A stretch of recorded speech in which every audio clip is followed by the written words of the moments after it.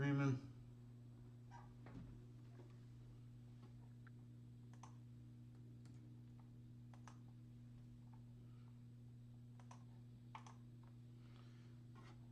Hey there, sorry, running late today. I did create a little worksheet for us, so I'm gonna first off, I have to download it from the email.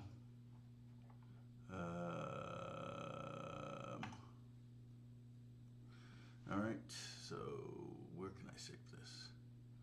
I'll just save it in our folder. Hey, Holly, what's going on? Let's see, go to desktop, because that's where I have my YouTube folder. There it is. Okay, I'm going to change this to Triad theory. I called it chord theory. So I'm going to upload this little PDF. I don't know if you can see this. I made it pretty thick. But basically what it's going to be is we're going to figure out every triad, major, minor, diminished, and augmented. The diminished and augmented, sorry, it's a little dark in here. Well, it's because I put the paper up. My face got dark.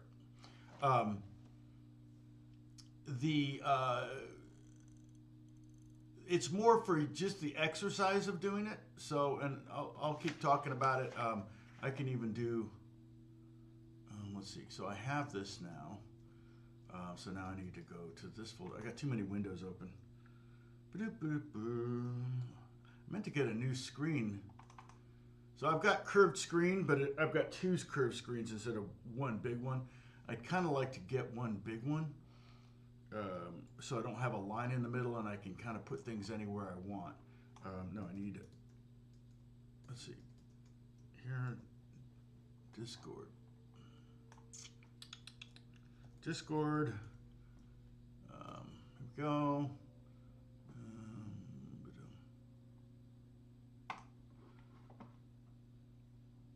So this will be under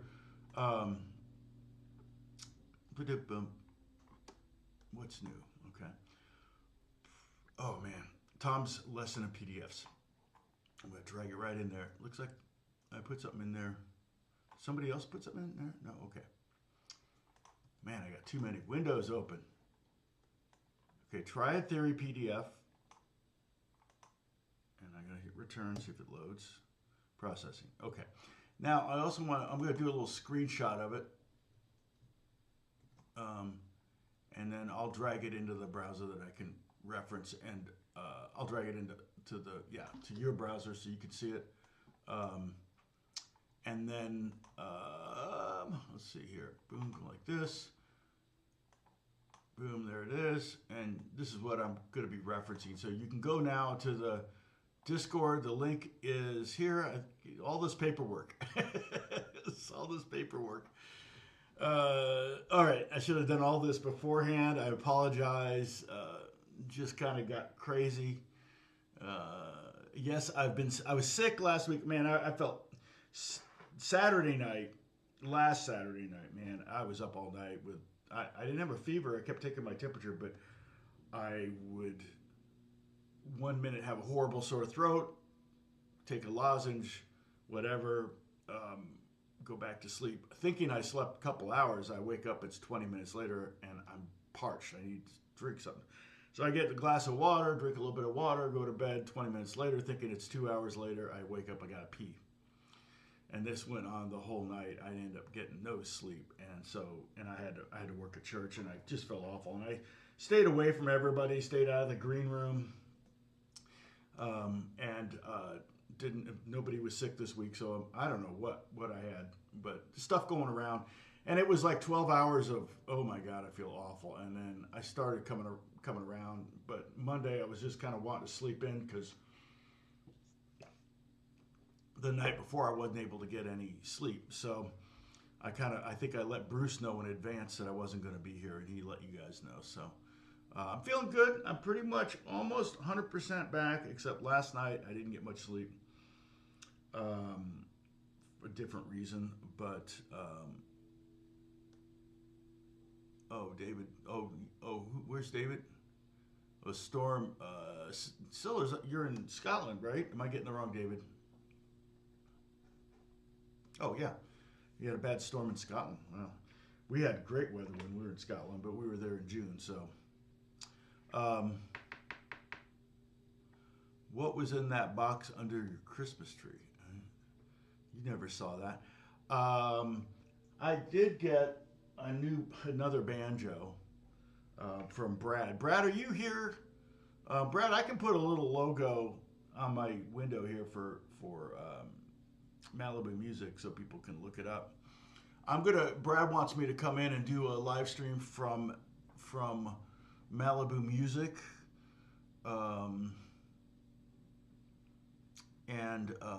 But they don't open till 11, I think, so it would have to start at 11. But I'll probably keep it on a Monday, or maybe I'll do it midweek. But I may try to do it on a Monday.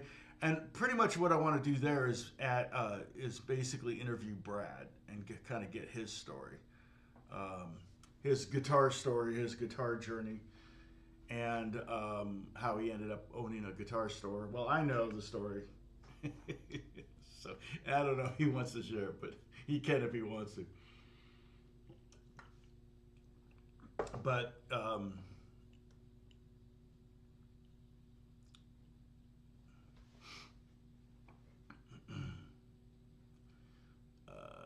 yeah, I also, let's see what else. Oh, and then I may live stream from NAMM as well. Maybe that might be at a different time. It may not be in the morning. I may do it towards the end of the day, like around 5 o'clock my time. So we might end up getting some new viewers from like Asia, India and Asia. Might lose Jan and Dennis and David. Might lose you if 5 my time's pretty late your time. At 8 hours, you're looking at 1 a.m. But I just want to make sure I have phone, power, and I'll bring my charger with me so I can kind of charge it up right beforehand.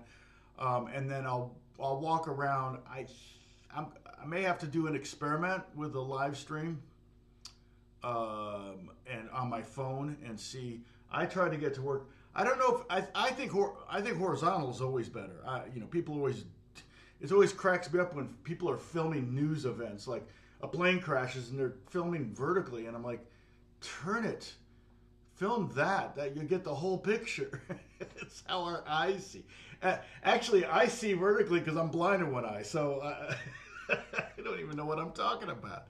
But what I want to do today is so if you've downloaded this and printed it up, or you can download it and you can download a PDF. You should be able to edit and enter stuff into a PDF, but you might need a second screen so you can keep looking at my lovely face.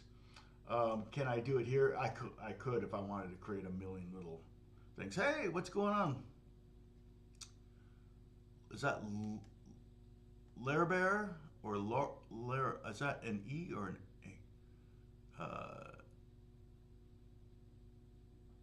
Viva the motherland, Scotland. Yes, we loved Scotland. We may go back. So many places I want to go. Not enough money or time, sadly. Now I've got.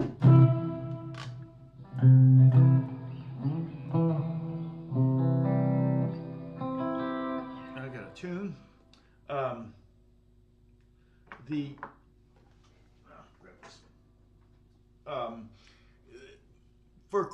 For Triad theory, guitar is not a great instrument. We're going to be mostly working up here, and sadly the lag. Is there an adjustment on my end where I can change the lag? I wonder if I was going directly into. It says I'm in tune, but it doesn't sound like it. Just the nature of the guitar, and I need to turn this down. That was way too loud. I'll get the piano going too. But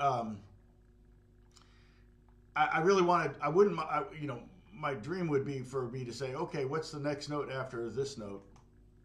And let's see, software instrument, piano. Just a simple piano, please. But it just seems to take forever. Let me see if there's any kind of thing here. Community moderation, participants, moderation activity, timestamps, reactions. That's turned on. Timestamps. Oh, I don't know. Pop out chat, send feedback. I'm not seeing anything that would speed up this, okay? But I'm going to. So I'm counting to. It could be louder than that.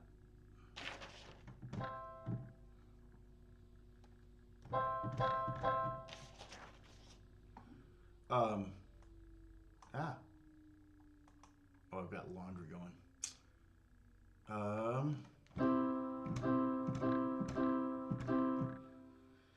So, okay, I'm going to count to, I'm going to say 3 numbers, and then you all type in the next number, okay? I'm going to say 3 numbers, you type in the next number. I want to see what the lag time is from when I stop, when I give you the direction and you type, okay? 6, 7, 8.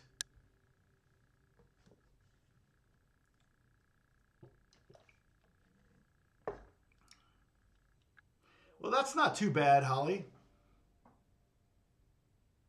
That wasn't too bad. Okay, we might be able to do this. Okay, so now you'll notice at the top of the piece of paper, I have major, minor, diminished, augmented, and there's some M's. Okay, major. The way you make a major triad, and I can just drag this down like this here. The way you make a major triad is with a major third and a minor third. Don't worry about it yet. I'll go into more detail here in a second. Major third, then a minor third. All right. The way you make a minor triad is the opposite. It's a minor third and a major third. You can kind of think of a major third as 4 half steps, right? So think of it as a number 4. You can think of a minor third, E to G, okay, as 3 half steps. So 4 and 3. So you can think of a capital M or major as being 4 half steps, and the small m or minor being 3 half steps. Okay, so if we look at it here on major, we have a major and a minor, so that's 4 plus 3, that's 7, right? So the outside is 7 half steps. So from the root to the 5th, okay, again, we're talking triad, so triads are going to have a 1, 3, 5. And the 1 to the 5th is 7 half steps. 1, 2, 3, 4, 5, 6, 7. All right? Now, that's true for major and minor, but if you look at diminished, that's minor, minor. And that's going to be 3 plus 3, so it's actually going to be a little short of a perfect fifth. So you don't, if somebody says play a diminished chord in a heavy metal band, you would not play a power chord fifth.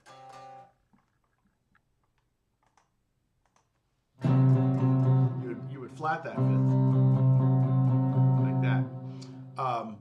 And if you were augmented, you'll notice it's 2 majors, and so that's 4 plus 4. So that's actually would be that. So both of them are kind of weird, the diminished triad and the augmented triad. But what we want to do is I want to write in the 3 notes for each of these. And remember, we talked about this, and I'm going to write it out again. I've got to create text. Sure, whatever. All right, it's going to be C, E, G, D, F, A, E, G, B, F, A, C, G, B, D, and then A, C, E, and B, D, F. Okay? I don't care what you have to do to these letters to make them work, but these are the letters you stick with, okay? And you're going to see why in a little bit, because it's going to be like, what the heck? That's not a note. That doesn't exist. I'll give you an example. Let's say we did,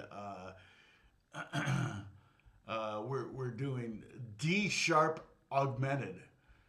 Okay, well, D sharp augmented would be a D sharp and an up a major third, and that would be, well, D sharp up a major third is G. No, it's F double sharp. And then it would be, I said D sharp augmented. Well, then it would be, well, then up another major third from that is B.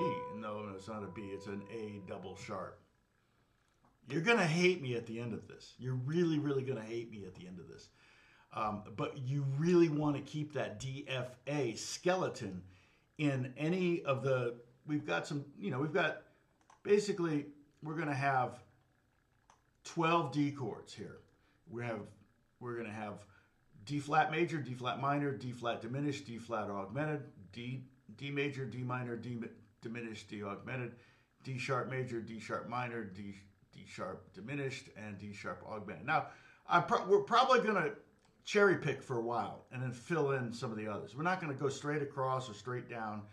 We'll do C major, C minor, then we'll do D major, D minor, then we'll go down and do E major and E minor. And you guys are going to work with me and we're going to try to come up with it together. Oh, thank you, Holly, for doing that. I was talking to Bob last night. He should be, I'm sorry, I was not Bob. I wasn't talking to you last night. Where is he? Bruce, I was talking to Bruce last night. I don't see him. You're not here, are you, Bruce? Okay. So, I could send the PDF or and then I could upload it. Nah, it's all right. I'm going to just write it in like you are. I was talking to Bruce briefly yesterday. He's going to be out in California later this month. I hope I didn't hurt his feelings. I wasn't saying he was going to rent a car and drive down here from San Francisco to bring me. He made me a footrest, and it's the sweetest thing, and I appreciate it 100%. He'll probably log on here in a little bit, but he wanted to he's take it with him to San Francisco and then rent a car. It's like a 6, 7, 8 hour drive, depending on traffic. At least I'm on the north side of LA, so you don't have to drive through LA to get to me. But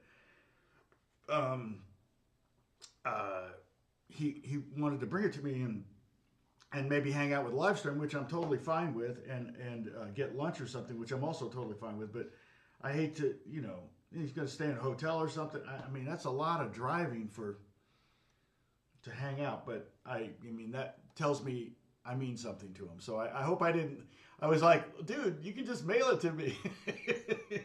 So, I mean, I'm afraid. I hope I didn't come off too flippant to Bruce. I wasn't trying to be. So, okay. So I've got mine right here on my little clipboard that I just got. My wife got me. So the first.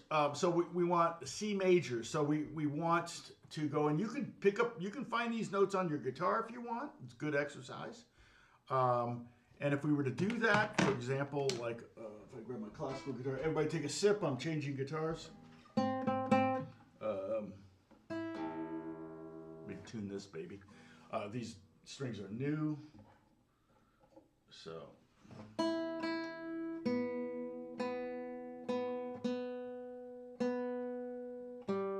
And the wound string, the nylon strings are not a problem. It's the lower strings.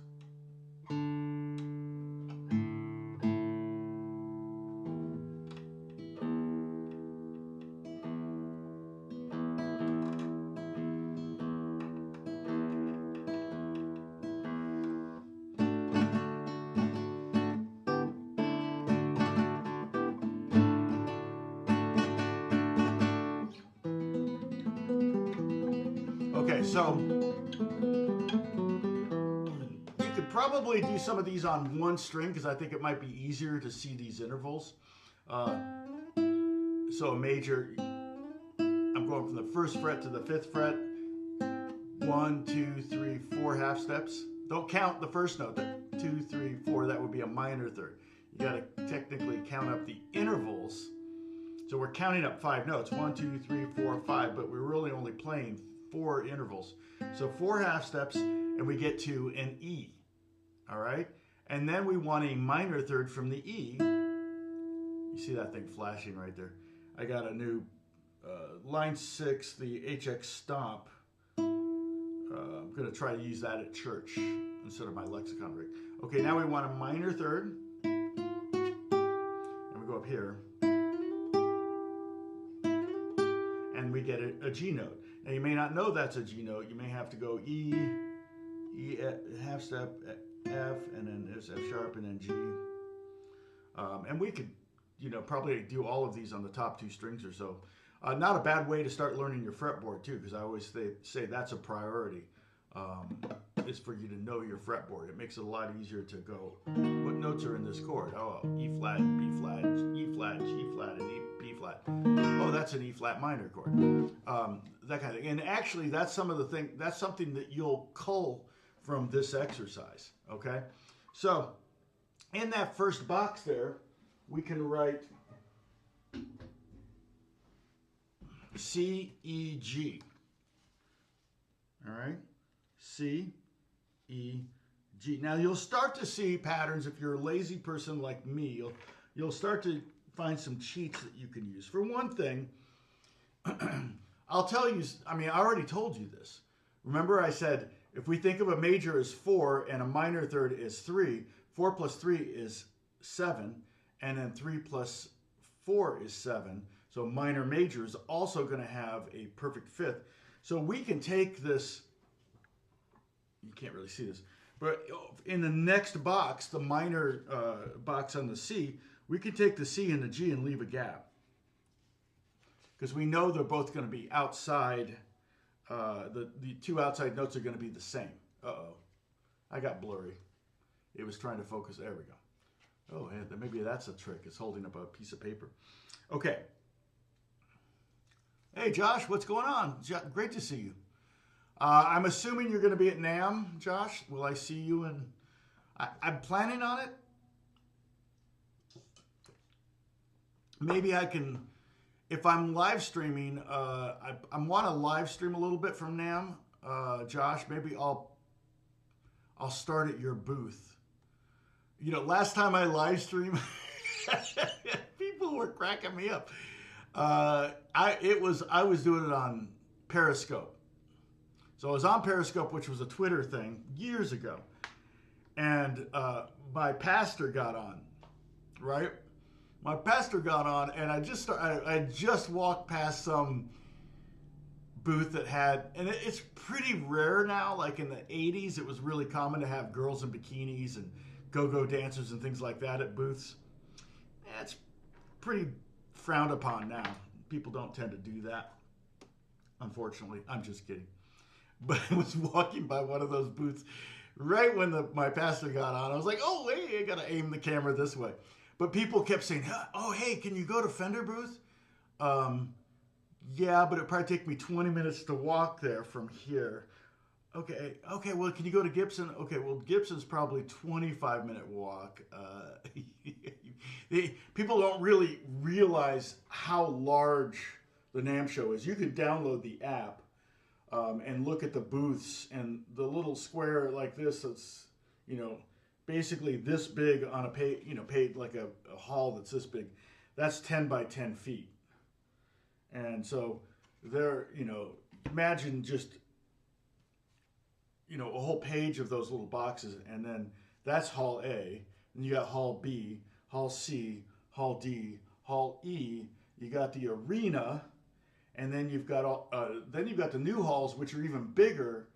So it's like a downstairs hall and an upstairs hall, and then you've got the convention rooms of all the hotels attached to the convention center. I easily do 30,000 steps when I'm there, just in about 5 or 6 hours. It's crazy. Josh, you can.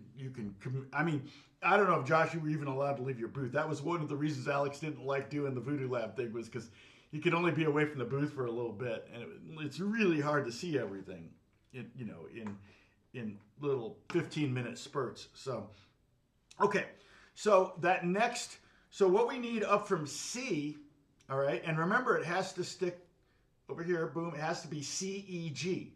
No matter what we do to C, it's got to be C, E, G. All right, so that's, you can, heck, you can even write, if you want, you can even write C, E, G for all of these.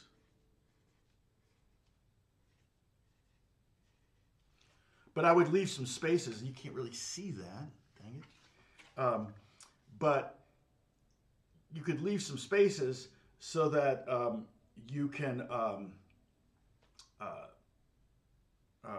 write in accidentals. And that's what sharps and flats are called. Okay. Again, we're not going to worry about diminished and augmented yet. We're just going to kind of work our way. We're going to cherry pick. All right. So, can't really see. Thanks, Dennis.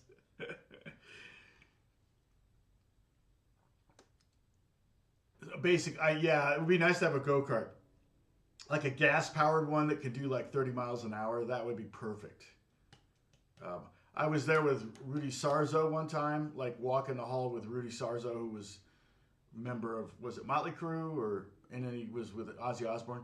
And I couldn't get 20 feet before we got stopped and had a 10-minute conversation with someone I don't know. So it was the two of them, and I'm just standing there going, and then we walked about 20 more feet, and somebody, you know. So hanging out with someone famous at the NAMM show is not necessarily a good thing. I've seen a lot of famous people there. I saw Stevie Wonder there. In fact, I was this close to Stevie Wonder. He didn't see me. Have you seen his new album cover? Neither has he. All right, sorry, bad joke. All right, so we have that C, E, G skeleton there for the C minor. But we need C, we need to go up a minor third. All right, so if you go up from C and you go up 3 notes, 1, 2, 3, you get E flat. You could call it D sharp, but it wouldn't fit our rule right here, which is really hard for me to point at, which has to be those 3 letters. It has to be those 3 letters. So it would be C, E flat, G. Now, you could play D sharp, D sharp and E flat are enharmonic, and if I'm playing them, it's both. You don't know which one I'm playing. Doesn't matter. Okay? Does that make sense? All right.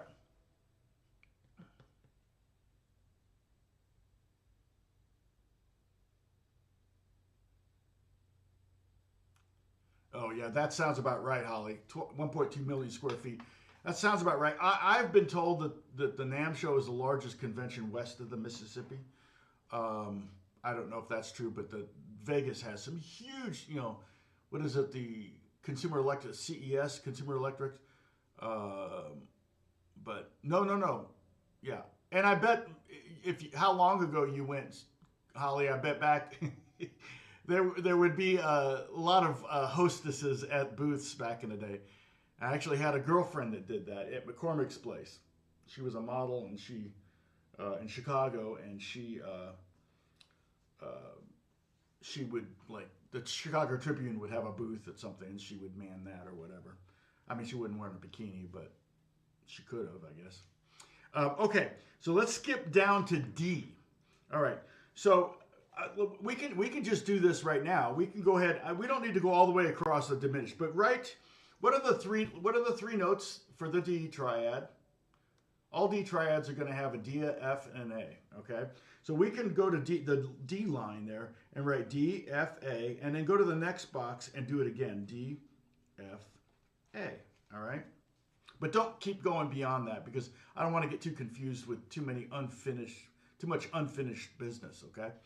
All right, so D, we want to go up a major third to create a major triad. We want to go up a major third, D. So then we have 1/2 step, 1/2 step, 1/2 step, and the 4th half step is that note there. That's F sharp. And then go up a minor third. I'm sorry, minor, up a half step, goes up, yeah, minor third, 3 half steps, and we get an A. So that would be D, F sharp, A. All right, now here's where second cheat number 2, second cheat number 2, also known as cheat number 2, can come in.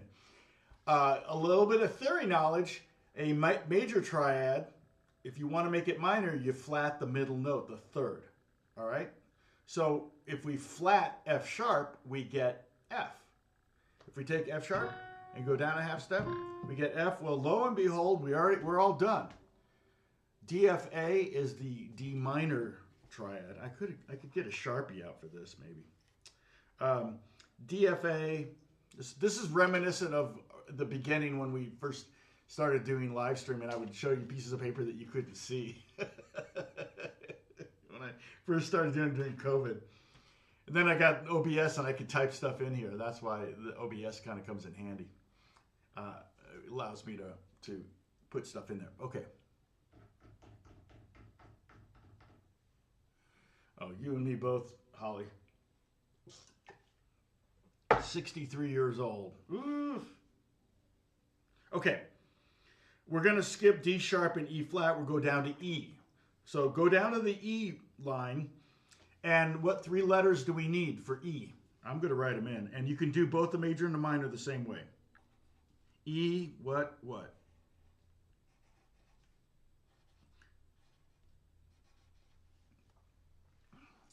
Anybody want to enter that? And Happy New Year's, everyone. Sorry, I didn't say that. What is it now, the 6th? We actually went away with friends. We had a great time. We went away with some friends, and I can't remember a time where we ever went away. You know how like my parents would travel with couples all the time. Yes, right, Brian. EGB. Yeah, you could write EGB too, but yeah. So the answer to that, the full answer would be you can write EGB in there. All right, do that. And now we got to see check our work here. Is G correct for the E major? Let's look it up. Okay, we go E, then up a half, 4 half steps. So E, and then 1, 2, 3, 4. That's G sharp, not G natural. So we need to write a sharp sign, which looks like a number sign, after that G natural, of which you can't see this at all. And if I go really close to the camera so it gets better, then it'll be out of focus on us, on me. And I'm the most important thing here. So, not the guitarist, just me. All right. So an E major triad is E, G sharp, B. An E minor triad, well, okay, we got to go E, and we want 3 half steps, remember? So 1, 2, 3. Oh, look at that. What is that? E, G, and then the B doesn't change. Remember, the fifths are going to work there on that. They may not always work. We didn't check it. There's going to be one instance where you think, oh wait, I have to change the 5th. All of these triads here, all of these just skeletons that I call them, these skeletons, the outside intervals are all perfect fifths. They're all power chords except the bottom one. So when we get to B, we're gonna have to go beyond the 3rd. We're gonna have to get to the 5th of the chord because we're gonna have to make some changes. All right, cherry picking. Okay, so did we do the E minor? Yeah, E minor is the G natural. So we didn't have to change anything there. Okay, so the next line, let's go right to F. All right, we're knocking off the simple ones here.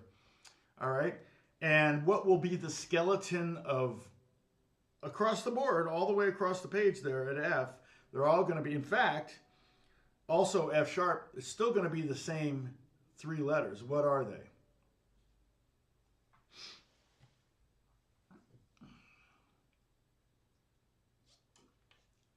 Brian, you were pretty quick. It feels like it's from my perspective, it's about 8 seconds, I think, before you can. So we're on the F line, and we want the skeleton for F. What is it? And maybe it's a refresh thing to them. Well, I can't hit refresh. That I can't do because it'll log me out.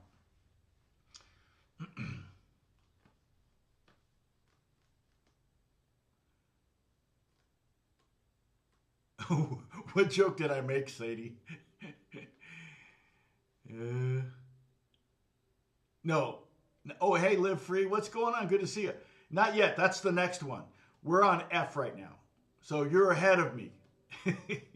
So we're doing F. So I want you to, on the F line, I want you to write 3 letters for both the major and the minor, and we'll start there.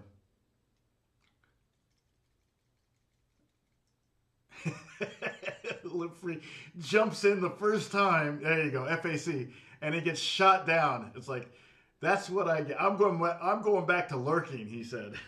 Or she, I don't know, I'm assuming. Okay, yes, that's right, Jan, it's FAC. So write FAC for the major and FAC for the minor, and let's see what changes we have to make. Okay, F, and we want 4 whole half steps. Well, that's an A. So FA is right. Now we got 3 half steps. And that's C. So FAC is indeed the notes for an F major triad. Now, one of the things you could do is you could use, once we're done with this, you could use this potentially as a reference sheet. I would also, what I would do is I would also print up a couple more and do it 2 more times maybe, and then check your work. Maybe what I'll do is I'll do a completed one and upload it so you can compare it, your work with my work. The only problem is I don't know how to make a double sharp sign. What I'm probably going to have to do is, oh man, what a pain. I'm going to have to do a handwritten one. Oh, you know what? I might have it. See if your font library, what's it called? Font book?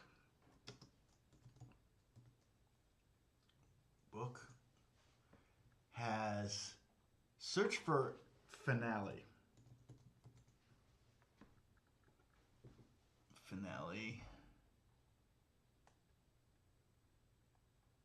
It looks like a bunch of gibberish.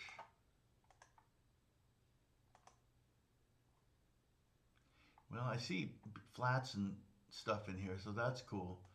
But I don't see any actual, none of this is actual usable notation. I see a hammer and a dollar sign inside a circle. Yeah, in music notation there probably shouldn't be any dollar signs because there's no... let's see. Oh, that makes it larger. Okay, I see. Yeah, so I think on my laptop I probably have the correct Finale library font book, but do a double pound sign. Yeah, okay, AJ, I will do that. But if you want to know the legitimate, I'm going to write it with a Sharpie here so you can see it. This is what a double sharp really looks like. So at some point we're probably going to have an F double sharp. Let me think. Yes, we will.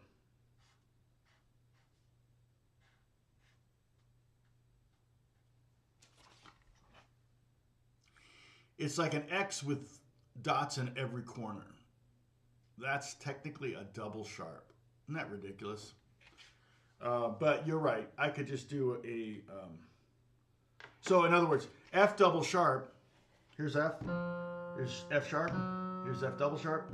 It's just G. All right? And you're like, well, can I just write G? No. Not for this exercise. And you can think G all day long. I don't care what's going on up here or what you're visualizing on the guitar. But if we're actually writing out, and I don't think that you'll ever have a test where you have to do this unless you go to music school.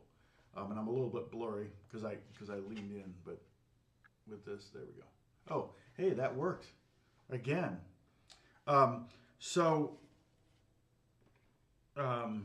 F, that's just kind of an FYI. So if anybody ever quizzes you, what's a double sharp look like?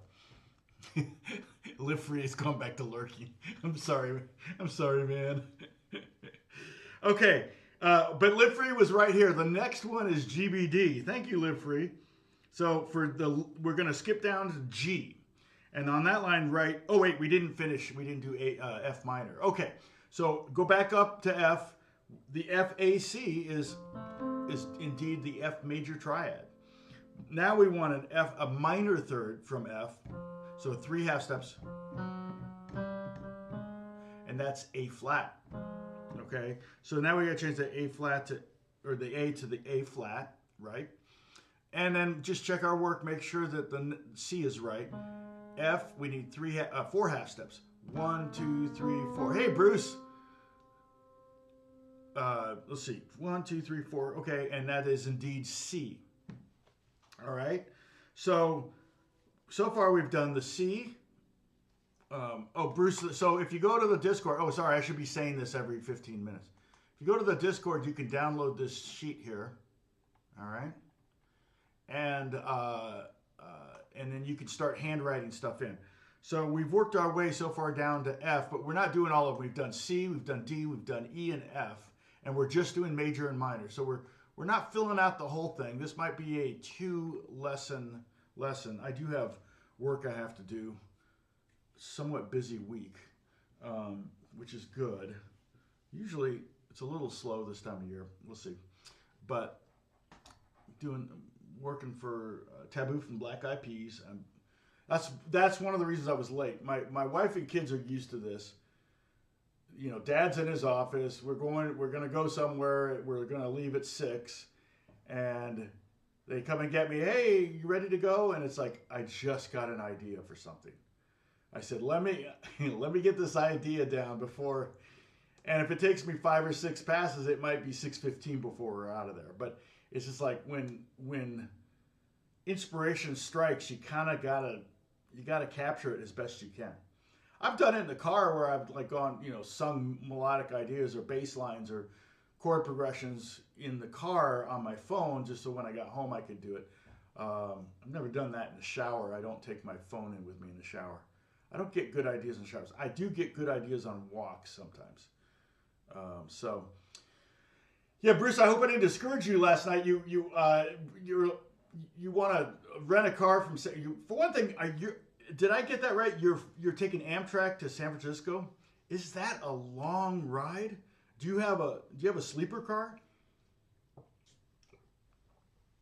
And do you not fly at all? Or you just like trains, or you just always wanted to take Amtrak across the country? It could be lots of reasons. Anyway, and then you're going to be in San Francisco, and then you wanted to bring the footrest down to me. But that's a long drive. I mean, you did it last time when you were here, and I think you got a hotel room or something. I mean, is there something you want to do in Los Angeles when you're down here? You can take advantage of it. I'm not sure if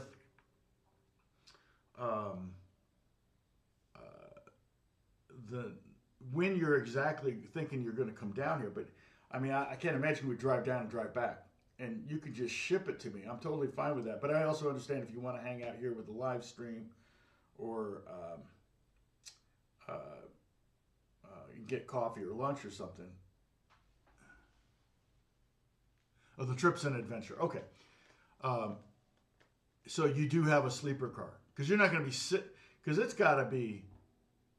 I think is it 24 hours from LA to Seattle? Although that is that's a couple thousand miles, right? Maybe not, 1,500 miles. But you're doing like 3,000 miles from Florida to San Francisco. So I got to be in San Francisco in March. So just for 2 days. All right, now. So we're going down to G, and Live Free. Live Free was right. It's GBD, GBD. Okay, GBD, and we're going to write it again, GBD. And let's see if we have to make any changes to make that G triad a G major triad. All right, so there's G. We want 4, right? 4 half steps. Again, if you want to write 4 underneath that M, you can write 4-3, then 3-4, then 3-3, and 4-4 if you want to think that way. Again, the kind of reason I like to break it down to those numbers is so that you can see that with major and minor triads, it's still a perfect fifth. That's why rock is, like I can play a whole progression.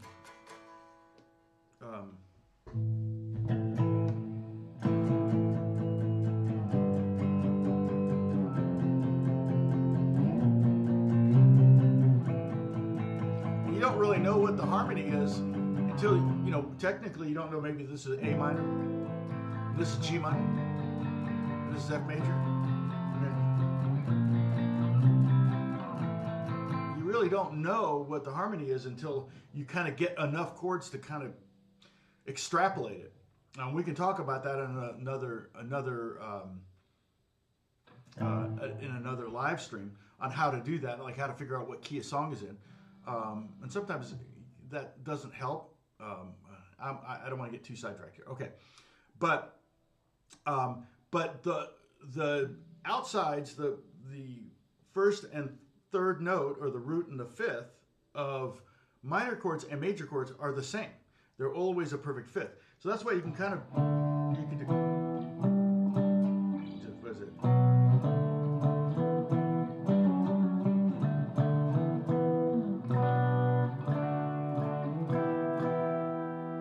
Probably. I don't even know what that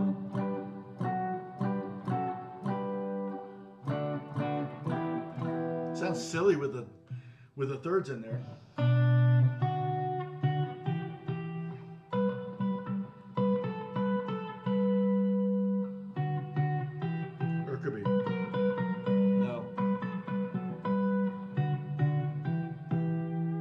Totally different vibe, right?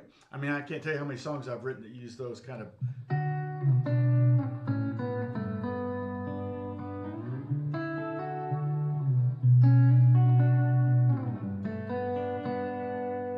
Using tenths. I love tenths. They're a lot of fun to work with.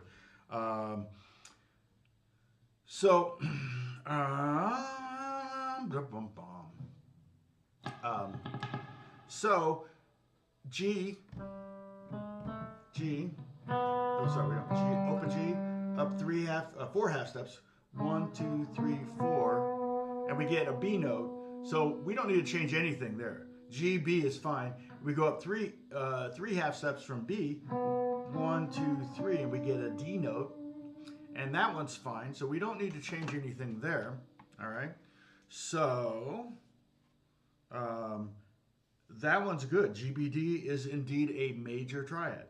All right. Well, okay. Let's cheat. Let's use cheat number. Let's use the second cheat number 2. How did I say it before? I said it like a moron before. Anyway, and you can just flat the third. Okay. Now, when we're talking about these triads, C, E, G, C is the 1 or the root, E is the third, G is the fifth. We've been talking about how the root and the fifth are the same on major and minor triads. They stay the same distance. But the middle note is what's moving around, the difference between major and minor. So all we have to do to make a major triad minor, if you can find any major triad, take that middle note and go down a half step, and you just made it a minor triad. Well, that's all we have to do. So that's a cheat. You can just go, oh, I know what GBD is major, so G, B flat, D must be minor. We don't have to do the 3 half steps and the 4 half steps. You start to see little things like that will give you shortcuts, especially as you fill this out. I'm going to pick a couple. I'm going to cherry pick a couple bizarre ones that maybe have double sharps or double flats, so that we can kind of experience that personally with great joy. All right, so we're going to skip down and we're going to go to A. Okay, so what are the 3 notes, the 3 letters we want to have in all of the A triads? Again, we have A flat, we have A and A sharp. So technically, we could go in here and write these 3 letters in every one of all 12 of those boxes if we wanted to. I don't recommend it because I don't want it to get too cluttered. I kind of want you to see what's going on. In fact, we may go up and do the C diminished and C augmented as soon as we're done at the bottom of the page, just so that we can kind of get a sense of what's going to be required, and C is kind of the easiest place to start. So ACE, thank you, Live Free. Nailed it. Hit a home run. Okay. ACE. Okay, and we're going to write that for the major and the minor. And we're going to see if we need to make, obviously one of them is going to have alterations. They can't both be A major. Okay, so we have A, A, and then up 4 half steps, remember, because we want 4 plus 3, so 4. So up 4 half steps, or we can think of it here.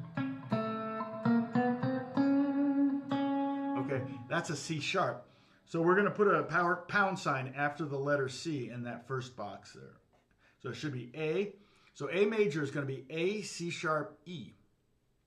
Now, again, the whole purpose of this exercise is for you just to kind of really know that these skeletons are baked into the system, okay?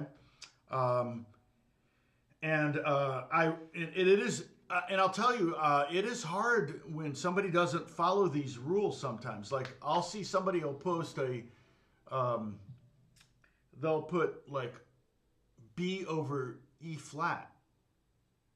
And if I see B over E flat, I'm maybe thinking like, a B flat over E, kind of a E major ninth chord or something. I'm not thinking B over D sharp. Very different chord, very different chord. If I play this chord and it's written this chord, I'm gonna sound like I don't know what I'm doing. It's kind of like now. All right, so, but yeah, so it's really should be B over D sharp, because D sharp is the third of B. But sometimes like, oh, people don't like D sharp. That's weird. E flat's more common. It's like, well, yeah, it's true. E flat's definitely more common than D sharp. But there's a time for D sharp. There is a season, D sharp, and a reason.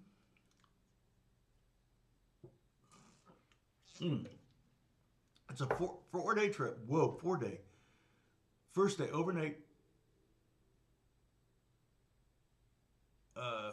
overnight in coach, first day, and then the rest in a roomette.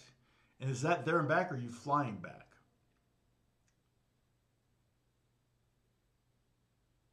Yeah, and I would, you should do a little travel log or something, post it to your YouTube channel.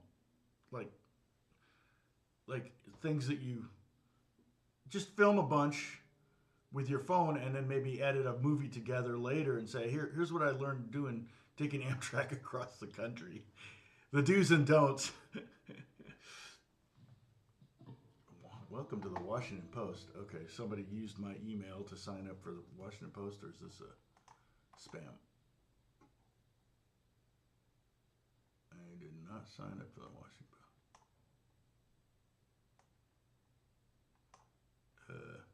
Unsubscribe.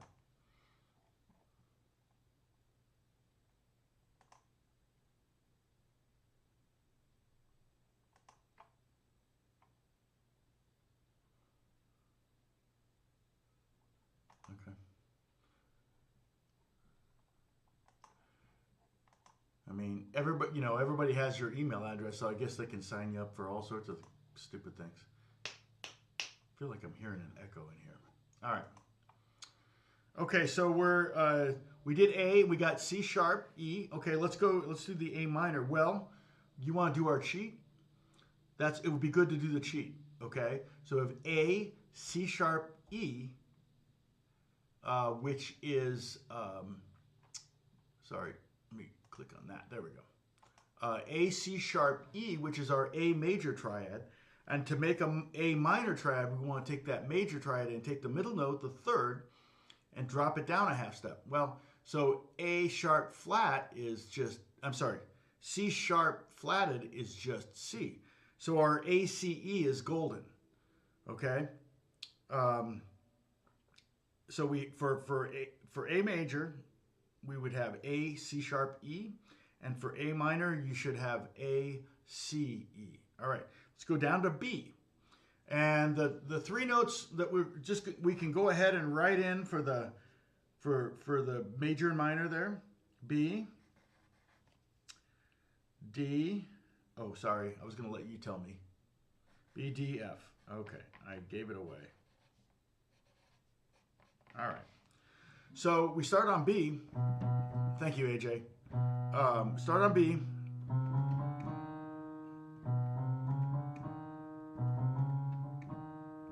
And again, if you're just now joining us, I created this thing here. If I can make it. Uploaded it to that we're all filling out slowly through here. that I uploaded to the Discord, which is the Discord invite is up there at the top of the page, up top of the chat. Click on that, you can go to the Discord, and it's under Tom's Lessons and PDFs tab in the Strahleites, I think is that what we're called, the Strahleites. And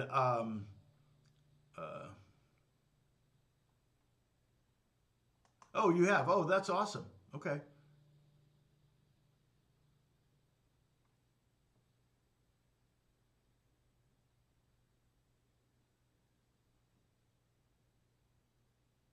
Oh, first day at your new job today? I'm assuming you're not at it, right? You're not on my live stream on your new new job. Oh, hold on, boss. I'm watching Tom. I'll talk to you later. Just send me a memo or something. Is it same company? You got a promotion, or is it a completely new job? And it's weird. I'm hearing. I don't know why I'm hearing myself coming through the speakers. Check 1 2 1 2 1 2 1 2. Yeah. Anyway, so this is the sheet down here that you want to download.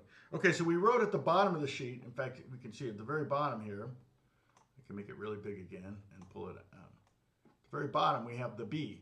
So in that line, those first two boxes there, we'll write BDF. Okay, and I just did that. Okay, so we go to B, and we want to count up 4 half steps. 1 2 3 4. So we go B, C, C sharp, D, D sharp. Okay, so that would be D sharp. All right, well, let's just make sure, I already told you, but let's just make sure that F is fine as the 5th. Okay, D sharp, we need 3 half steps. D sharp to E, F, oh, F sharp. Look at that. So we need to change the F to F sharp. All right. So we use the formulas, the major, minor, so major third and a minor third to create a major triad. That's our kind of our formula. And you could also think of a major third as being 4 half steps and a minor third as being 3 half steps. And so that you can use a piano, you could use a guitar, I could do B. There's our D sharp, 3 half steps to get to the F sharp. And when you're doing tapping stuff,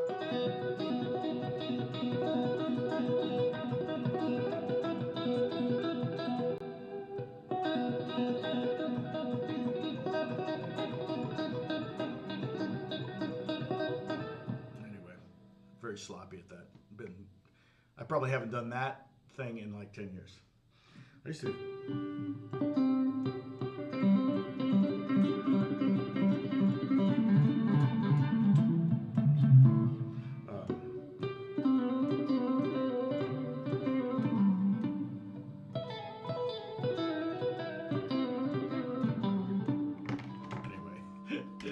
Silly. Okay, now we want to do B minor. So, well, okay, here's another piece of information you can kind of cheat and extrapolate on. Remember I said on the major and minor, the root and the 5th are going to be the same over both. So we already know we're going to need an F sharp on the minor. And then we want to flat the third of the B major to get the B minor, and lo and behold, we flat that D sharp and we get D natural. So it's already there, so we're golden. So the bottom line should be B, D sharp, F sharp, and that's the B major, and then the next box should be B, D, F sharp, and that would be B minor. Okay, let's go to the next one, okay? The next box over, we're going to do B diminished, all right? Because it'll be deceptively simple. So we go B, B, up a minor third, because now for diminished, we need 2 minor thirds, 2 3s, all right? So 1, 2, 3, okay? And we have D, so B and D, and then we want another minor third up from D. And what note is that?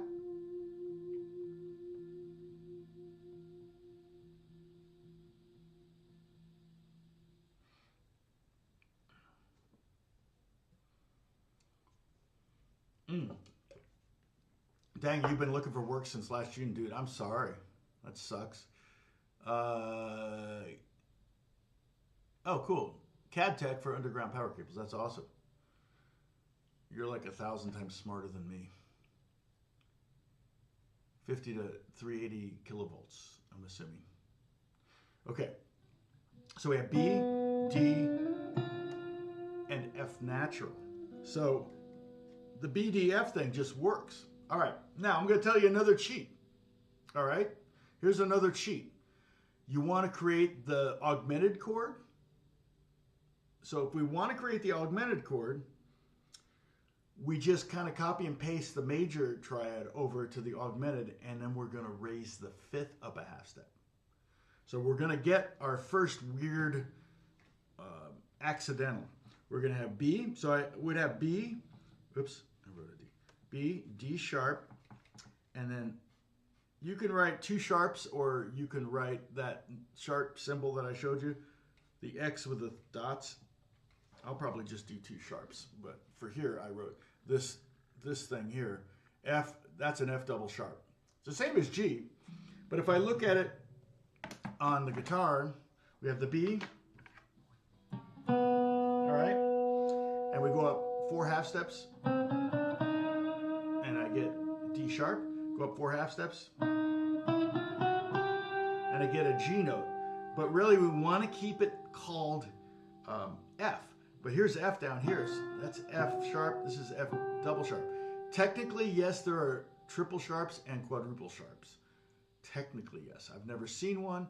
I rarely ever see in music notation an F double sharp, but there's a good reason for it if it happens. And then here's just a little bit of tidbit of trivia. If you go up 4 more half steps, we get B again. So the triad, the augmented triad, it repeats itself. You know, it's oftentimes you'll hear that kind of.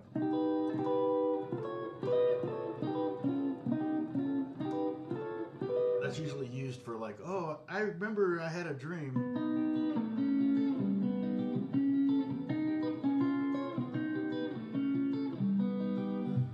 Usually they'll use augmented shapes to kind of create that vibe. There's a certain symmetry to them. All right, so let's talk about the bottom line now. I've filled out the entire bottom line here for the B. We had, for B major, we had B, D sharp, F sharp. For B minor, we had B, D, F sharp. For B diminished, we just had B, D, F. Big deal, friend. Not BFD. BDF. All right. I know you're laughing at me, not with me. So, okay. B, and then for the augmented, we would have B, D sharp, and F double sharp. Yes. No, the diminished is B, D, F. But the augmented would be B, D sharp, F sharp, sharp. Okay. So if we look at, again, the B, I did it on the guitar. If we look at the B, we want 2 major thirds. Oh, you meant, oh yeah. But it still should be D sharp. If we did B minor, so that chord right there, the B, D, F double sharp, is just a G triad. So no, what we want is B, D sharp. So, oh. I always think, oh, so what would that be?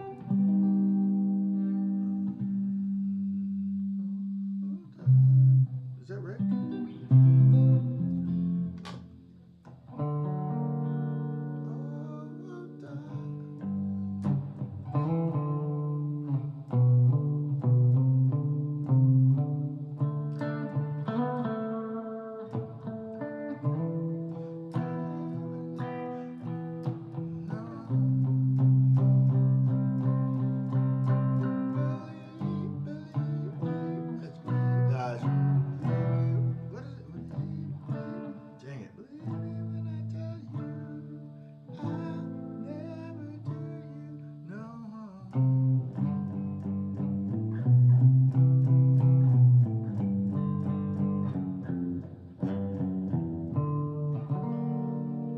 Yeah, so usually if you hear an augmented chord, and that's just a pure augmented chord, there's no seventh in there. It's usually the 5 chord, so that's kind of, if I play a D augmented chord, it's probably going to lead you to the 5 chord, or to the G chord. All right, who's reaching out here? Oh.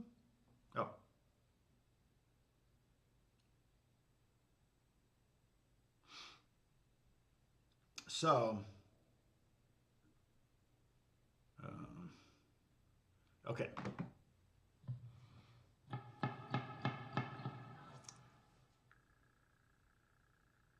Oh, these are power. Yeah, don't make those. Don't make any like too big of mistakes with your calculations there, Dennis. But congratulations, exactly, Joseph. Oh, darling, great! What a great song that is. Such a great Beatle track.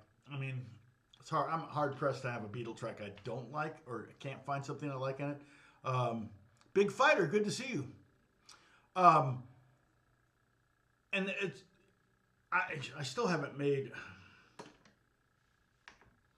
I still haven't made that video. I should make that video. I can make a pretty good case for it. If Sgt. Pepper's were the Beatles' first record, we would never have heard of the Beatles. If Sgt. Pepper's, which is really probably their, I mean, I like Abbey Road better, but Sgt. Pepper's, I have to admit, is probably their best record. What I like and what's the best are sometimes two different things, and regardless, it's subjective. I can talk about that. I would. What is it? Already 10:20. Yeah, I'm gonna stop here. And I will, you know what I could do? I don't have Excel, but I do have numbers. I could take this document and upload the numbers version to, and then I think if you click on it, if you download it and click on it, and you have your Mac guy, or PC guy, or PC person, you can open it with Excel, okay? So that way you can enter it in if you want to do it that way. I should do a live stream on. I could do some live streams where I'm talking about things like Beato does, because I definitely have some controversial opinions. But thanks, Live Free. I try to. You can go back and listen to a bunch of them. Yeah, and we're gonna work on this some more next week. It gives me something to do for a couple weeks in a row. And sometimes I feel like if I go too fast, I lose people in the dust. I know I'm going too slow for some people, but this way, you know, you'll hear things over a 2-week period or even maybe a 3-week period said over and over again. And for me, sometimes that's what it takes for me to hear something. You know what I mean? I'll have to read a paragraph 5 times before I understand it, especially if I'm reading C.S. Lewis or something. It's like if I'm reading, you know, Kant. If I'm reading like, yeah, it's like I remember reading James Joyce and it was like, wait, what? Not so much with Dickens. I'm good with Dickens. You know, who did Pride and Prejudice? Great book, great book. My guilty pleasure is Lost in Austin. It's actually on Netflix now, so you can look it up, and it's got serious Lost in Austin. I think it's on Netflix. It's got serious story gaps. It kind of, the last episode kind of seals everything up a little too pat, a little too quick. But if I'm sick, like I got a fever and I'm in bed, I will watch this thing. I think it is the best cast version of Pride and Prejudice I've ever seen. But it's not just a period piece. It's a fish out of water piece. So basically, the whole premise is, and this is not a this is not a what's that called? Shoot. Anyway, I'm not giving anything away here. A girl in modern London accidentally gets inserted into Pride and Prejudice and kind of screws it up. So it's quite fun. But like I said, the dialogue is great. The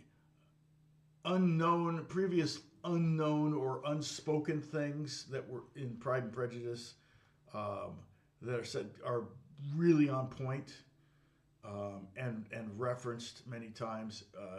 So it's a fun thing. It's 4 basically 1-hour episodes, I think. It was like a mini series on BBC. So it's a BBC thing. The people in it, if you watch a lot of BBC stuff, you'll recognize all the people in it. But Mr. Bennett, perfectly cast. Mrs. Bennett, perfectly cast. The girls, I feel like, are great. Darcy is great. I feel like all of them are really, really good. And so the lady who cast the show has a fairly unique name, and so I actually found her on Facebook, and I messaged her, said, "You killed the casting on this. It's so good." And she replied, "Thank you so much." Because I don't think, people get sought out like that very often. I mean, occasionally people will seek me out and say, "Hey, I really, really love your playing, blah, blah, blah." And I'm not belittling it. It's sweet to hear. You guys don't say it nearly enough, so I have to go elsewhere. So, but yeah, so the Beatles thing, you can trace the steps of a lot of particularly groups, but I think artists the same way, pop artists. And Beatles are called a pop band, and they're kind of the quintessential pop band. Mr. Mind Doctor seems like an hour late to the party. Yes, Theory. Oh, I'm glad you like Theory. Hopefully, you may already know all this stuff if you like Theory. So it's nothing particularly new, but just a rule that you kind of have to live by when it comes to triad theory, and that is you got to stick with the skeletons, these letters, when you're making all the triads. So, but yeah, so I mean, you think about the first songs that the Beatles did were, "Love Me Do" was their first hit, I think, and then "I Want to Hold Your Hand" in the U.S. and so on and so forth. Those were those were definitely pop songs. They were definitely and even "Roll Over Beethoven," which was a cover. They had "Till There Was You" was a cover. "Close Your Eyes and I'll Kiss You." That's a great song. That was the Beatles really experimenting with harmony. But at the time they came out, they were kind of like, "Oh yeah, this sounds like the next thing that's supposed to happen next month." Pop is like that. It's like, what's the next thing?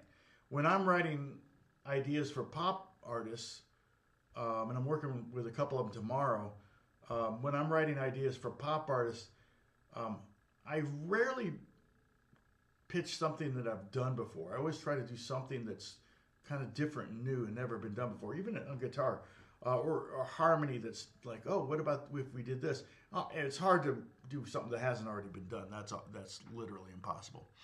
Paul Revere interview. Who was interviewing him? Was that Mason? I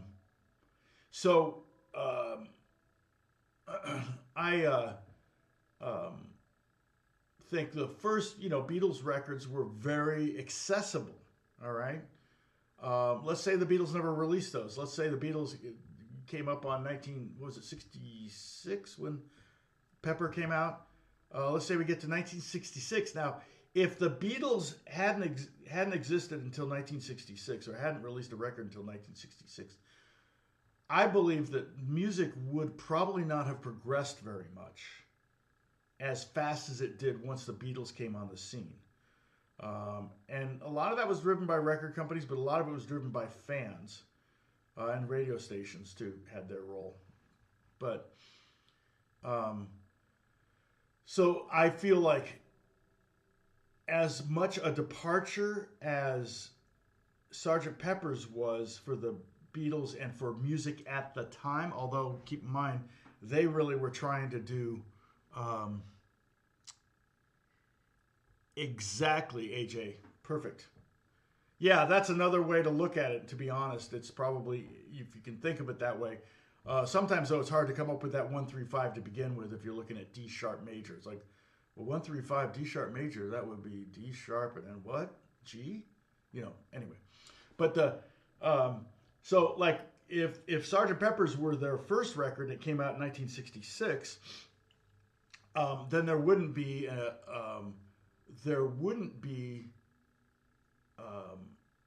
Rubber Soul, which, as I understand, Rubber Soul inspired the Beach Boys to do Animal. Shoot, what's the big Beach Boys record with good vibrations? I know somebody will say it. And then that one kind of inspired Sgt. Pepper's. It was kind of like, oh, the Beach Boys are up in the game. I've heard them say they felt a little competitive. I guarantee the Beach Boys were competitive with the Beatles. The Beatles really didn't. I don't think they really heard much of the Beach Boys before because they were listening to different music. They were familiar with Buddy Holly. They were definitely familiar with Elvis and Chuck Berry, and Little Richard was a huge influence on the Beatles, particularly Paul. But I feel like, so the music wouldn't have moved forward to be where it was when the Beatles released Pepper, and if the Beatles, that was their first album, it would have sold 3 copies. It just, nobody would have bought it. They would have been, what the heck is this? Pepper's all over the place, and it's got orchestra clusters, and it's got songs that sound like the 20s and songs that don't sound like anything they've ever heard. And so that's kind of my opinion. I feel like great as it was music that required a second listen. And you buy that second listen by giving people kind of what they think they want in the early days. Beach Boys did it. The Beach Boys bought themselves the ability to do whatever they wanted. Same with the Stones. Same with so many bands you can name. As much as Radiohead hates playing Creep, it's still by far their most popular song. And it was the song that introduced me to Radiohead. And I love Radiohead, and I've got all their records. And their first one, Pablo Honey, is their worst record. But at the time, it was like freaking... Yeah, that's crazy. A friend of mine plays bass and sings with the Beach Boys. Ron Suffredini. I don't know if he's still doing it, but...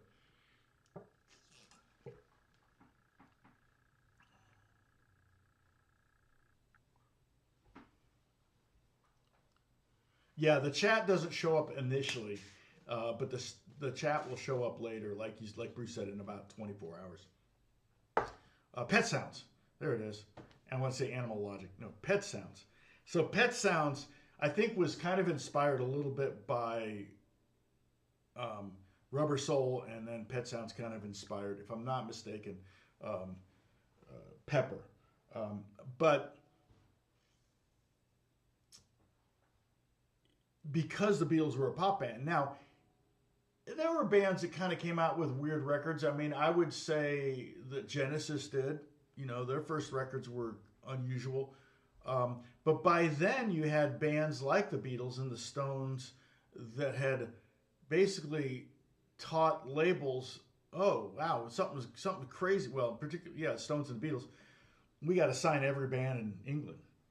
If there was no Beatles or Stones, then most of the bands that we know from England, like Zeppelin and Cream and Yardbirds, and none of them would have been signed. And it wouldn't have happened. Record companies are that way. They used to be that way. It's not really, the business doesn't run that way anymore. But I don't know if you remember, but it's like they would do the same thing with cities. I can't remember who was first, but REO Speedwagon, has a hit from Chicago, and then they signed Styx, or maybe it was the other way around. Probably the other way around. Styx probably got signed first. And then Kansas, which I don't know if they were really in Kansas, but they were kind of in that same ilk. And they got signed, and so we got to sign Midwest progressive bands. I had a friend that was in a band that was a rock band, pseudo progressive, I guess. Roadmaster, we've talked about him before. You can look him up. Out of Indianapolis, and the records were never mixed well enough, in my opinion, to really compete with Rush or whatever. But they toured with Rush. They toured with I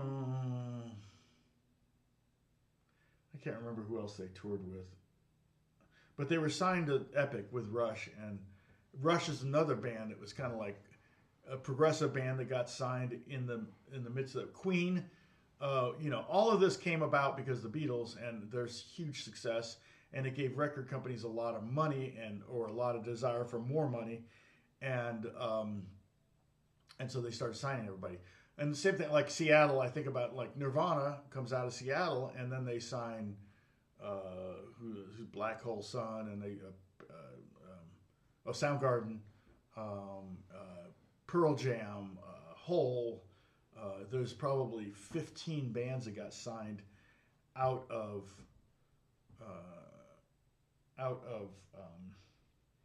Seattle. If you haven't seen, I think the documentary. Yeah, only 2 left of Beatles. If you haven't seen the documentary, it's called.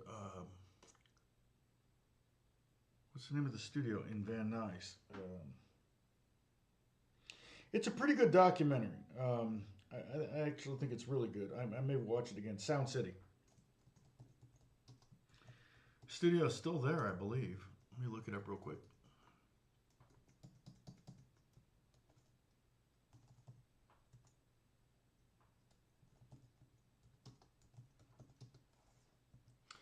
Yep, Van Nuys, still there.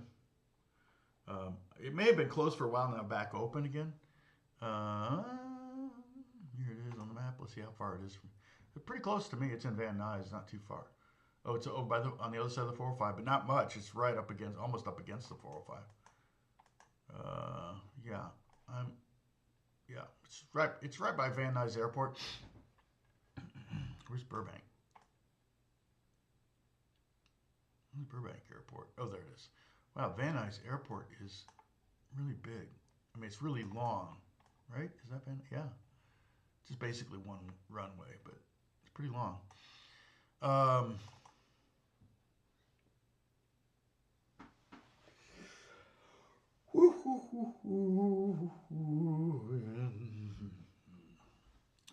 Yeah, I was thinking about flying Jet Suite X up to, do they fly out of Van Nuys? Up to San Francisco. I got to bring a guitar or 2, and I think it's easier if I fly first or private. We'll see. But,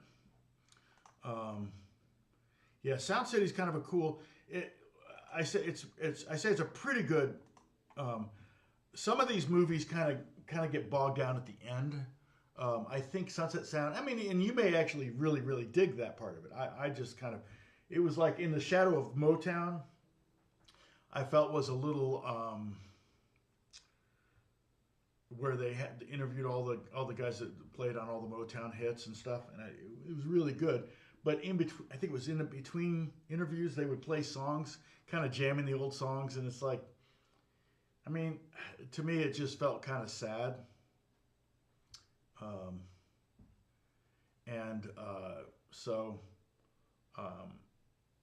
Yeah, it felt kind of sad, but the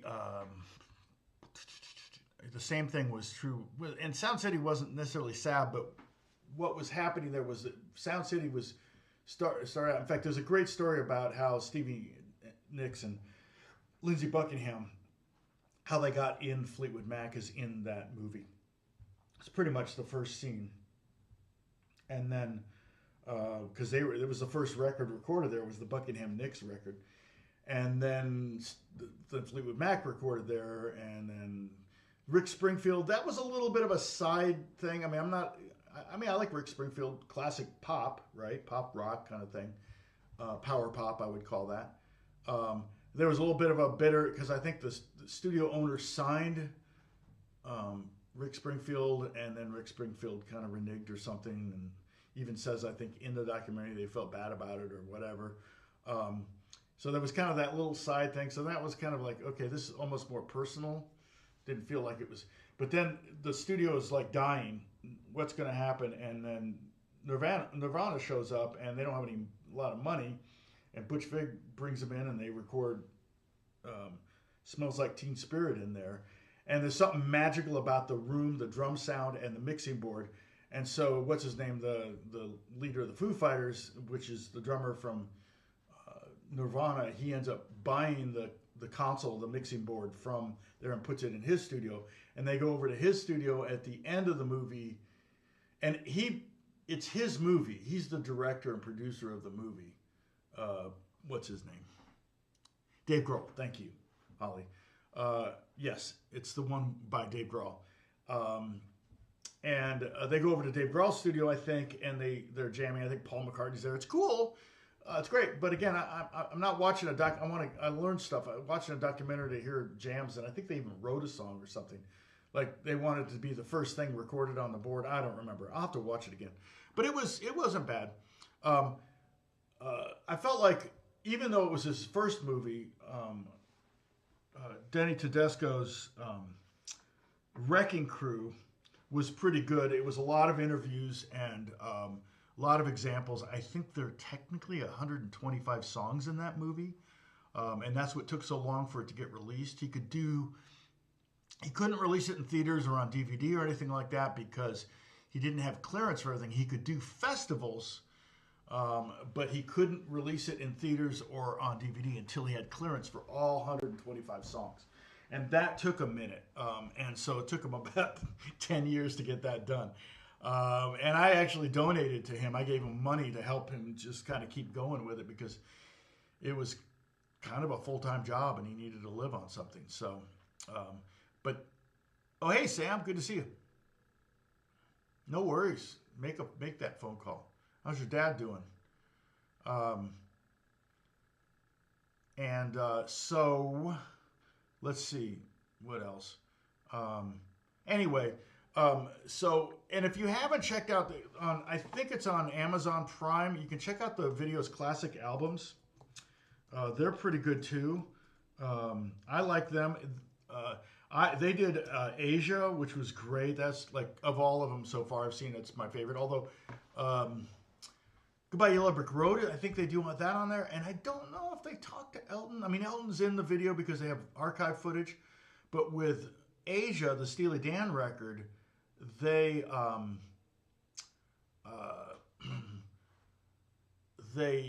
interview people. Michael McDonald is talking. This is like the first time he ever worked with him. He's talking about Peg and how they're asking him to do like these. He's singing like E, F sharp, and G, like trying to hit those back. It's like, whoa, he'd never done anything like that before. He's like, man, it was so hard.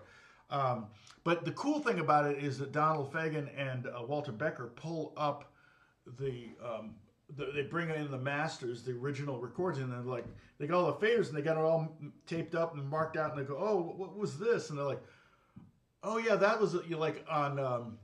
It was Peg, in fact, where they tried a bunch of different soloists, and Walter tried, and Danny Diaz tried, and I think they had Wayne Shorter, and different people try to do solos on it, and nothing was happening. And then Jay Graydon, who was like in the studio next door or something, he came over and he did a track. Now, I saw the Jay Graydon interview recently with, I think, Beato. Was it Beato? Where he interviewed Jay. Actually, it was funny because Jay kind of took over the conversation. It was Jay Graydon, and it was Tim Pierce, and then who was the other guitar player? It was Dean Parks. Yeah, so I think it was. It might be on Rick Beato's second channel because those are pretty obscure musicians for the most part.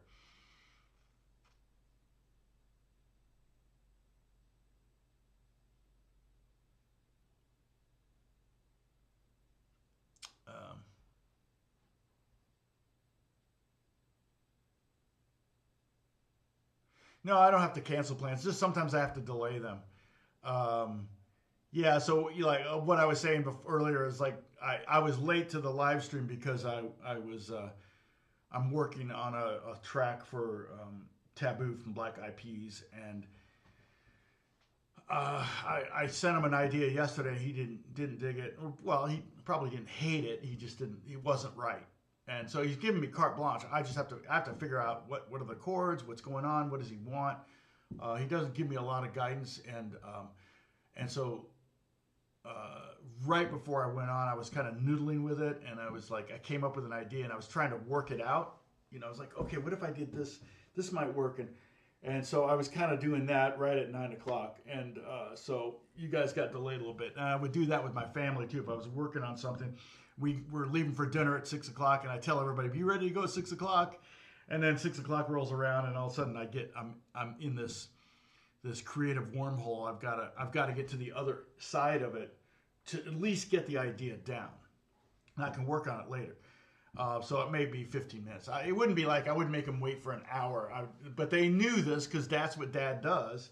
They would know that Dad's got to work out this creative thing. So, yeah, and yeah, you're right, Joe. Sometimes the brain like clicks into gear when right before you're supposed to do something, or that triggers an idea or something. I was actually the thing was happening was I was getting ready for the live stream. And I have the session open. I can't play the song, but I had the session open, and I had the tone up, and I needed to change it.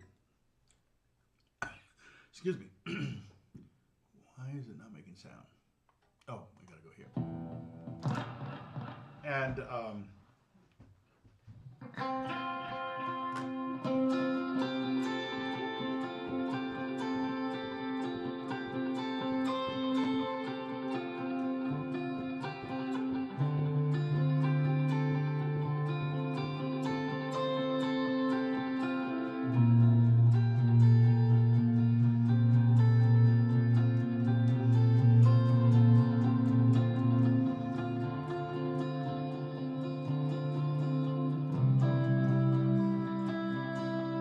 so I just started noodling around, getting ready for our lesson. All of a sudden, I came up with, oh wait, I got an idea for this. Let me put that, and that's what happened. And so it delayed what I was doing. But inspiration, for me, almost always inspiration comes from dialing up a tone or picking up a guitar that's inspiring me in that moment. And there's two types of inspiration. One is, like I said, for more kind of a pop or non-TV context. TV is different. Usually what I'm doing there is I'm like, okay, I just need a rock lick, so I may just sit down and go, okay, what can I, what kind of, oh no, I need to do that. I just need to turn off the delay.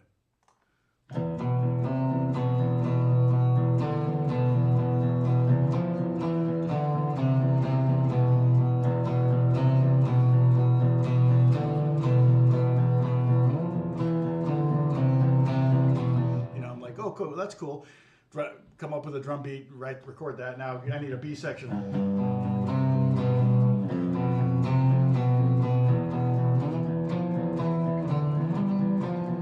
Whatever. And so that's a kind of a different inspiration.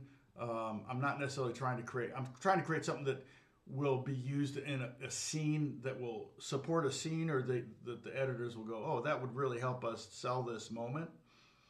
With pop, it's different. It's like I've got to really try to support the song instead of a visual. So it's a different kind of thing.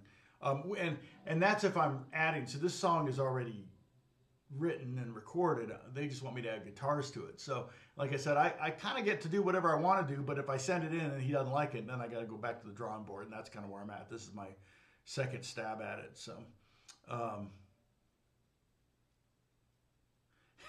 Yeah, exactly.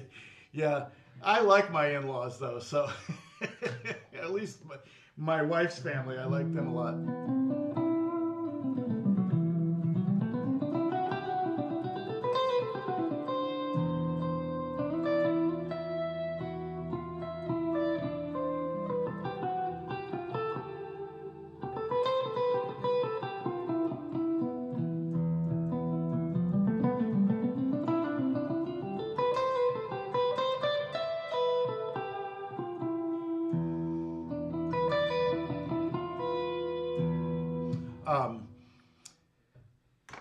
But no, I've never used it as an excuse to. Well, maybe I have. I can't think.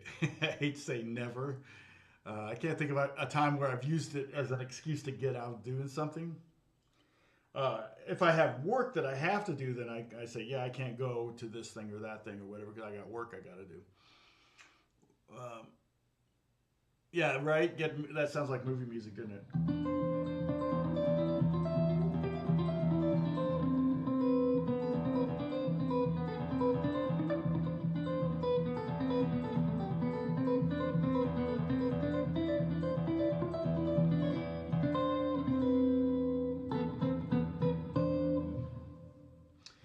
Yeah. So I can't recall. Yeah, exactly right.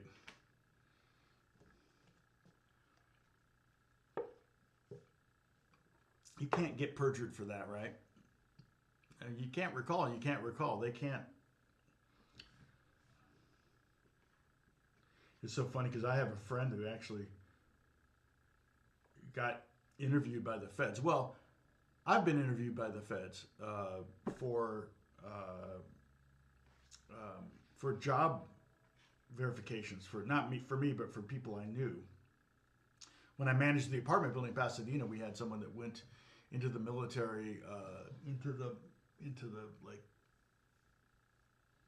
secret stuff, and they interviewed me and asked me things like, "Do you notice any? Do you hear a lot of screaming? Does he drink a lot? Do you notice any drinking problems?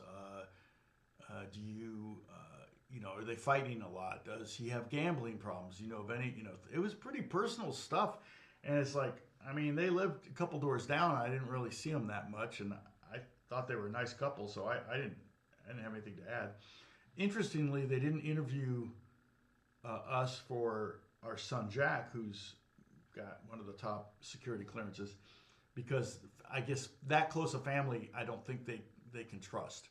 Like, we would lie to get we wouldn't want to hurt his job prospects or whatever, so they don't even bother going to us. But I think he did call us and say, you might get contacted for this. So, oh yeah, we get subconscious thoughts all the time.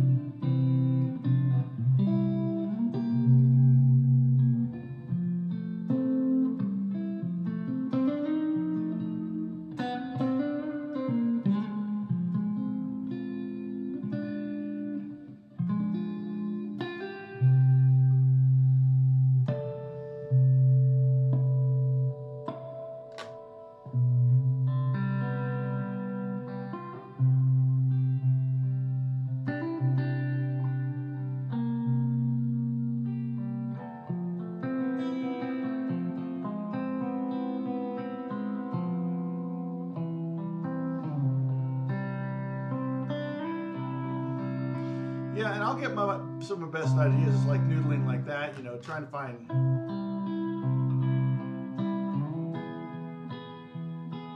Obviously, that's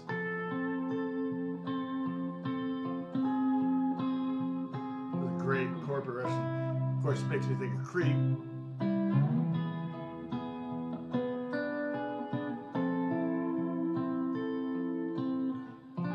But it's also the Hollies. I won't say it's also Lana Del Rey because she totally stole it from Radiohead. But the Hollies, Radiohead told him that.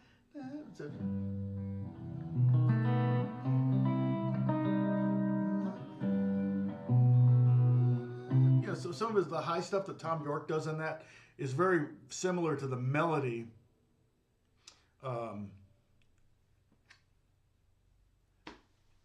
Solar Power probably what? Well, Solar Power goes all the way back. Yeah. Actually, the original cars, mass production cars, were going to be electric.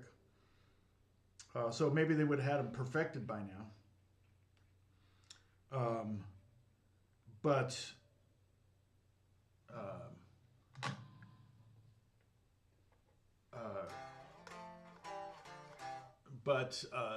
it was funny because they were, that was a big purchase in a household, and the husband was the one making the decision, and the men liked cranking, because the original gas cars you had to crank start, and they went from saddling horses, and strapping horses into the buggies and all that stuff to the buggies, and they wanted to not just get in a vehicle and push a button and go. They wanted to participate in it. So men thought it wasn't very macho to just push a button. They wanted to they had the hand crank from the gas cars. So that was my understanding, that the gas cars were ultimately became the default, because women weren't buying the cars. Women were fine with pushing a button. They're like, yeah, I don't want to get out there in my dress and crank this thing. So, but I'm not sure. Ultimately, I mean, how far could you have gone on a battery charge back then? Although, if they'd been doing electric cars back in the 2010s, imagine where they'd be today. I mean, it's pretty stinking amazing now.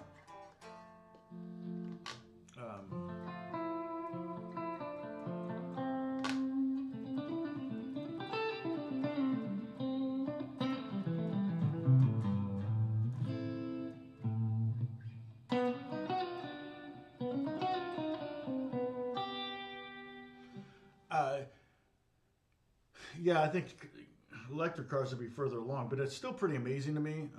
Regenerative braking, that kind of stuff.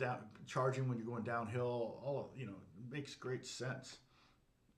So many sources for electrical charges. I mean, personally, I don't know why the roof of every electric car isn't just solar panels. But I don't know if you want solar panels that close to your head. I'm not sure what. I know they're pretty toxic. So when they, get thrown in, like, you can't just throw them in a landfill or something. So I don't know where we're at here. Well, 20. What did we peak at? We got, oh no, we didn't. We got about 30. Not bad. Not bad. 30. We're at 22 now. Yeah, so one trick that I do, I'll show you this. One trick that I do,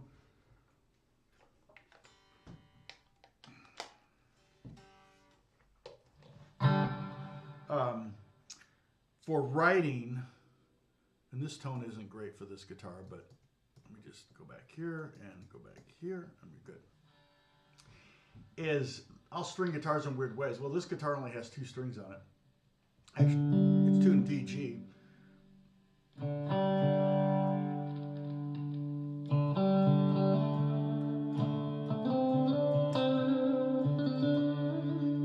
The cool thing about only having 2 strings is I can bend the crud out of the top string. I don't have any.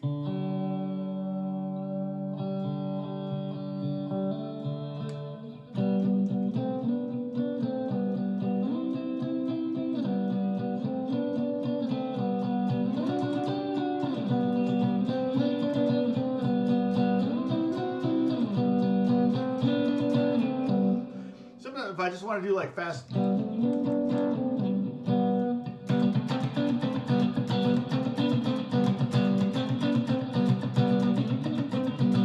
lot of reverb. I couldn't do that clean on a if I had 4 other strings to deal with.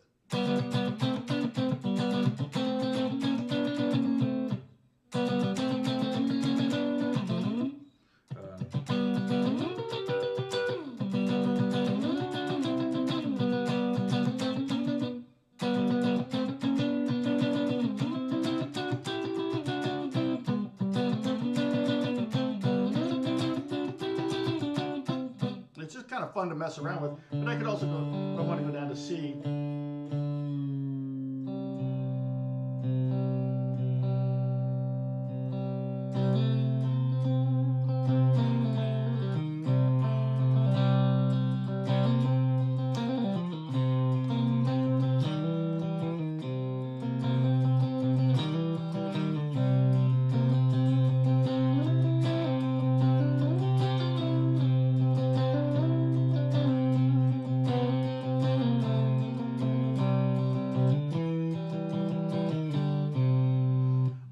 I've just got a little power chord here. So if I want.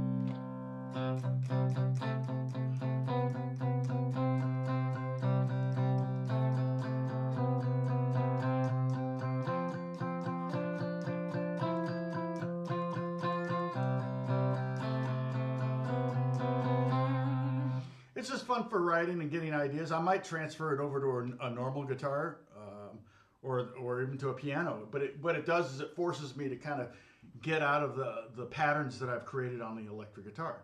If I do a pattern on this, it's going to sound completely different. Could totally change how I think about the guitar.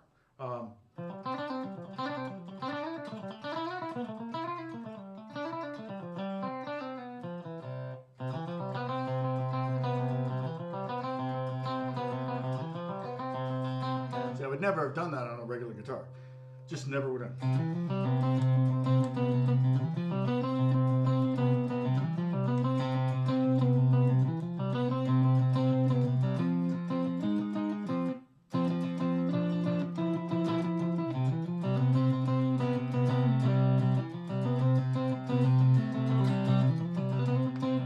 So I have probably 7 or 8 of these guitars with different stringing. You've seen them before. I've got one up there with 3 low E strings. That one's kind of fun. Let's see if I can get it down without falling. So these are just, I can tune it to like C's or D's. I can tune it to F, or I can capo and have any key, so it doesn't have to be just E's. Are these E's? Oh, they're actually tuned to F's right now. But 3 F's. But I can get.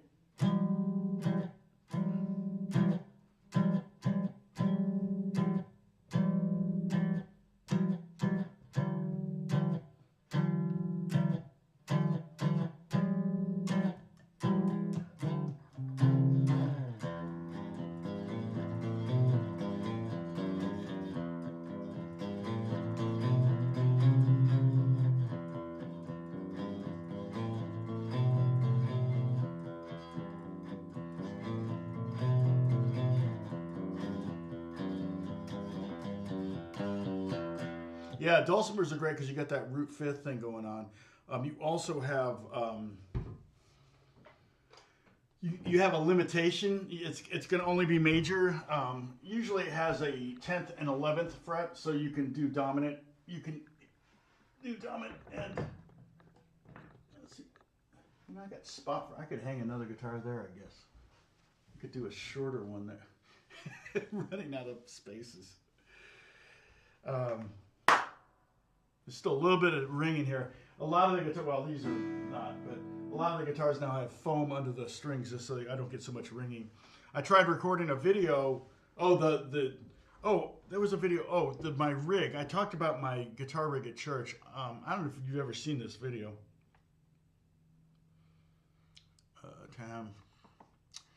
My YouTube channel, and I need to get going. It's been a couple hours. I'm feeling better. I would say I'm 100% there, but I didn't sleep well last night, so I'm not doing my workout routine today, and I got work to do.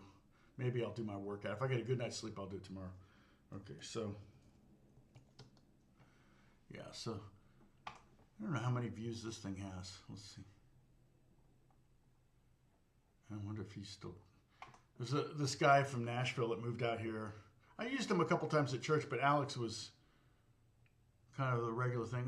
It's got 10,000 views from 8 years ago. I'm Derek. I'm a Shepherd of the Hills Church in Los Angeles, California. I'm here with Tom Strahle. That's right. He's kind of a spokesperson kind of guy, good looking, typical kind of good looking kid.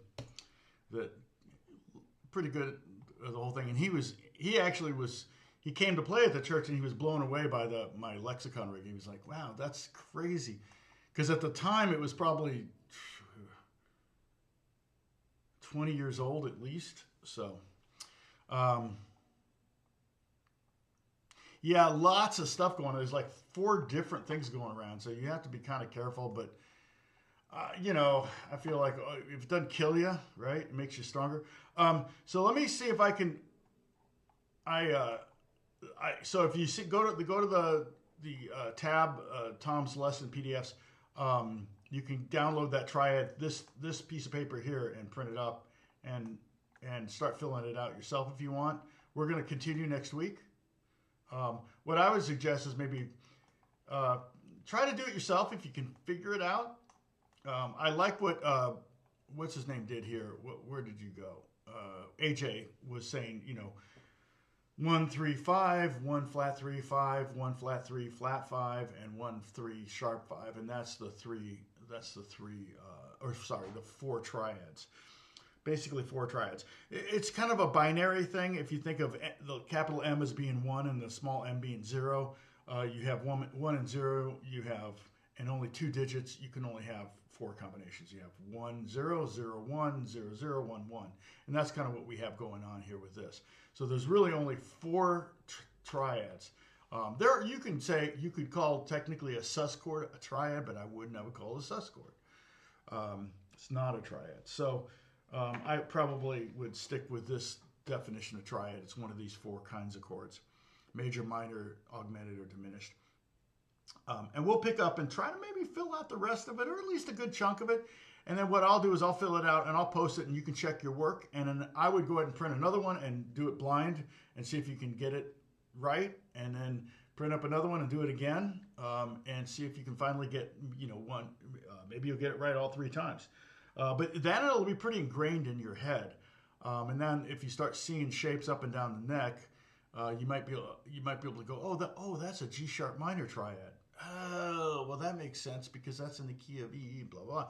And we're not talking chord theory here. We're talking triad theory.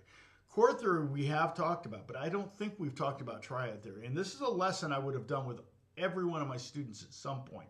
If they kept taking lessons from me, we get into deep weeds with the music theory stuff. Okay, all right.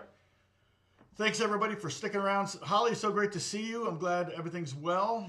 Brian, good to see you. Sorry, you got 4 strings too many. Exactly.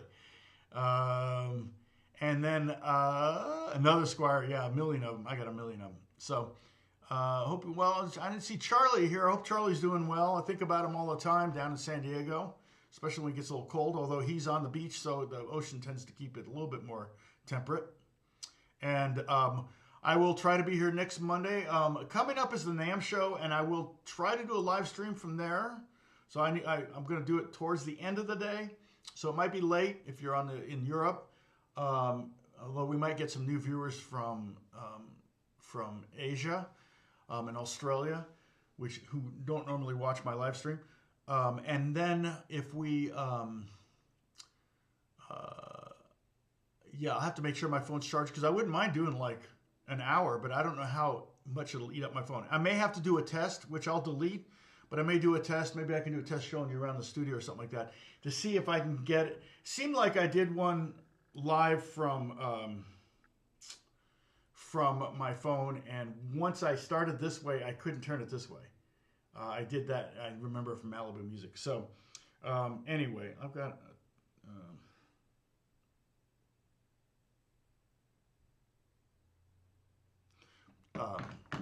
okay. All right. All right. I need to get going. I just got a text. I got to answer for Austin, and appreciate y'all. God bless you. Stay safe. Hopefully we'll see you next Monday.